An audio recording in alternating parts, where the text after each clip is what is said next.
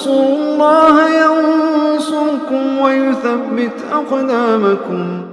Beliau mengatakan, fa innal khalqa ka'annahum fi riddatin illa man asamahu Allahu minhum.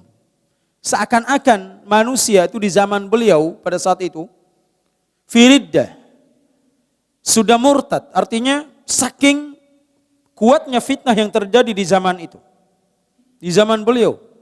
Karena di zaman beliau sudah terjadi fitnah khalqul Quran dan semisalnya. Munculnya Jahmiyah, Mu'tazilah dan yang lainnya. Maka beliau mengatakan seakan-akan manusia ini sudah murtad. Kecuali orang-orang yang dijaga oleh Allah Subhanahu wa ta'ala di antara mereka.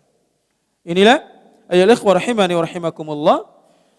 Beliau menyampaikan kepada kita agar tidak bermudah-mudahan mengambil ilmu dari siapa saja tanpa kita mencari tahu bagaimana akidah orang yang menyampaikan ilmu itu, bagaimana manhajnya, bagaimana dia memahami agama ini.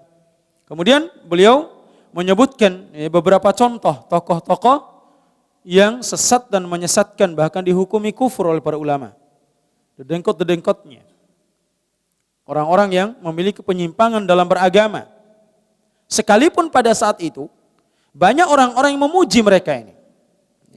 Banyak orang-orang yang memuji.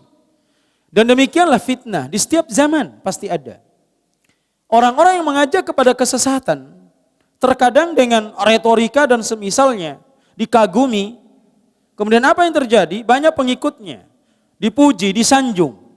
Akhirnya seakan-akan ucapan mereka adalah sebuah kebenaran yang tidak boleh di cross check. Bahkan ketika dibantah sekalipun, orang-orang yang sudah terlanjur cinta dengan mereka, atau bahasanya sekarang ngefans sama orang-orang tertentu, Ustadz Fulan, Tuan Guru Fulan, Kiai Fulan, sekalipun salah masih dibela. Bahkan terjadinya perselisihan di antara para pengikutnya itu karena apa? Ketika diluruskan penyimpangan-penyimpangan yang terjadi. Seakan-akan mereka tidak boleh ditegur, tidak boleh diluruskan. Karena apa? Kalau salah nggak mungkin dong banyak orang yang mengikutinya. Banyak sekarang ini ustadz-ustadz yang terkenal Masya Allah. Tapi apa? Mereka punya penyimpangan dalam beragama, dalam memahami agama ini. Ada yang menyimpang dalam masalah sifat-sifat Allah. Ada yang menyimpang dalam masalah takdir. Ada yang menyimpang dalam menetapkan hukum-hukum.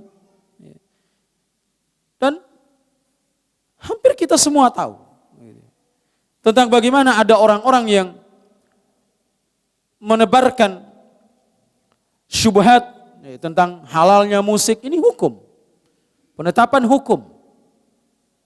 Dan ini terkadang yang melakoninya adalah orang-orang yang terkenal, yang sudah banyak pengikutnya. Ketika ada bantahan, tidak sedikit memunculkan reaksi yang terkadang itu akan mengganggu stabilitas dan yang lainnya. Ini yang terjadi. Dan memang demikian keadaannya. Orang-orang yang memiliki penyimpangan dalam memahami agama ini, mereka memiliki banyak pengikut. Makanya